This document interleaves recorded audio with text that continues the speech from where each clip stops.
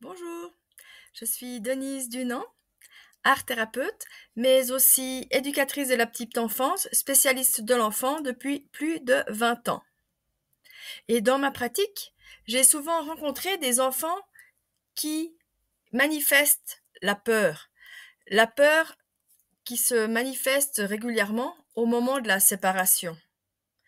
J'observe des enfants qui s'accrochent comme des petits koalas à leur papa ou à leur maman, des enfants à qui on dit: «Va chercher tes pantoufles» et non, ils sont en figement.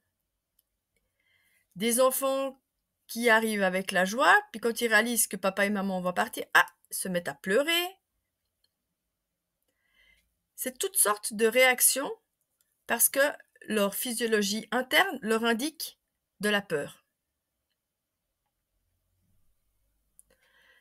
Mais alors, qu'est-ce qu'on fait quand un enfant a peur? Eh bien, souvent on entend: «Il faut accueillir l'émotion de votre enfant». Ouais, mais je fais comment moi pour accueillir l'émotion de mon enfant? Ça veut dire quoi, accueillir l'émotion de son enfant? Ça veut dire, le rassurer en lui disant: «N'aie pas peur, ça va bien se passer». Bah, là, vous faites du mieux que vous pouvez, mais en fait, bah, vous renforcez sa peur. Parce que votre enfant, il a pas besoin qu'on lui dise qu'il doit pas avoir peur.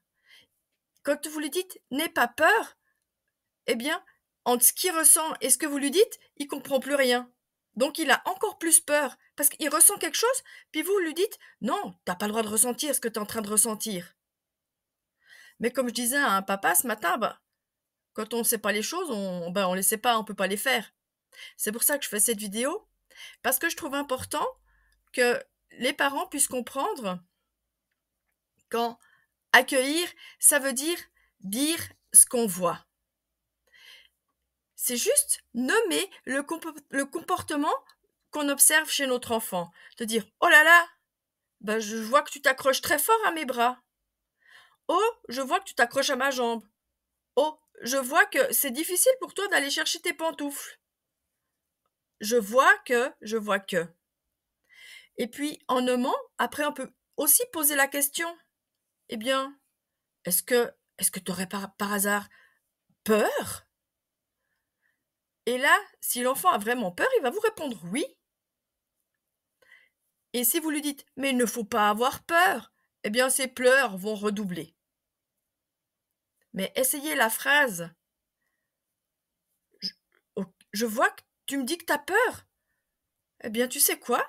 Tu as le droit d'avoir peur. C'est normal d'avoir peur. On va se quitter, tu sais pas ce qui va se passer. Moi je fais confiance».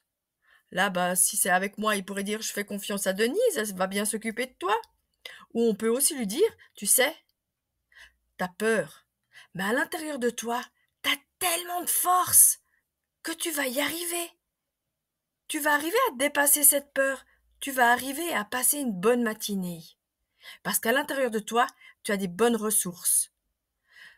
Tu as dans ton cœur papa et maman qui t'aiment». Ça, c'est ce que vous pouvez lui dire en dans le vif du moment.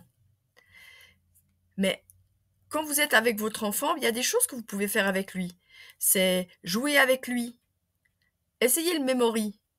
Un enfant de 4-5 ans aime bien jouer au memory, et puis en plus, il sera plus fort que vous, parce qu'ils ont une vision globale que nous, on a un petit peu perdue, donc souvent on n'y arrive pas, puis eux, ils y arrivent mieux que nous. Ça renforce aussi un sentiment de compétence. Et c'est apporter de la confiance à votre enfant, c'est tous les moments où vous êtes en connexion avec lui, en train de lui lire une histoire, en train de regarder une petite fourmi qui travaille, en train de regarder un papillon, en train de regarder des nuages qui ont des formes rigolotes. C'est des moments où il peut vous aider à passer la poussière, à plier des serviettes, à cuisiner avec vous, à plier une chaussette. Voilà, tous ces petits moments de la vie où vous avez envie de partager du temps avec lui, où vous avez le temps, parce que c'est important pour être en connexion de se dégager du temps, parce que quand on est dans l'urgence, eh bien, on n'est plus connecté. Et c'est aussi, ben, tous les jeux de mouvement que vous pouvez faire avec lui, les en bateau, mamie, mamie, heu, des jeux de doigts, des jeux de cache-cache aussi. Les enfants, même que i même quand c'est pas Pâques, ils adorent chercher, ils adorent. Prenez n'importe quel objet, vous le cachez et vous allez passer des moments extraordinaires avec lui. Et puis en même temps, se chercher, trouver, c'est apprendre que même si c'est pas là, c'est quand même si je le vois pas, ça existe quand même. Ça travaille aussi le jeu de cache-cache, il est hyper important avec les enfants parce qu'il travaille la permanence de l'objet et la permanence de se dire: «Bah, si papa ou maman n'est pas là, eh bien, moi je sais qu'il est quand même là». Ou ce que je fais aussi avec les parents, c'est de proposer de prendre faire un petit bisou puis de le mettre dans la poche. Ça, c'est des bisous magiques, ils disparaissent jamais, ils sont inépuisables ceux-là. Toutes ces petites astuces ou profitez que votre enfant, il est dans un monde imaginaire et puis avec l'imaginaire, en jouant avec lui, eh bien, vous allez lui apporter de la confiance. Et puis, je n'arrête pas de dire et puis.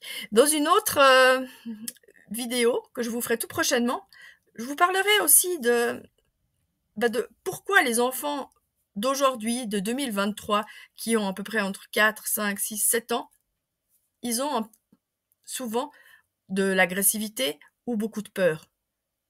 Parce que oui, rappelez-vous, il n'y a pas si longtemps que ça, il y avait le Covid.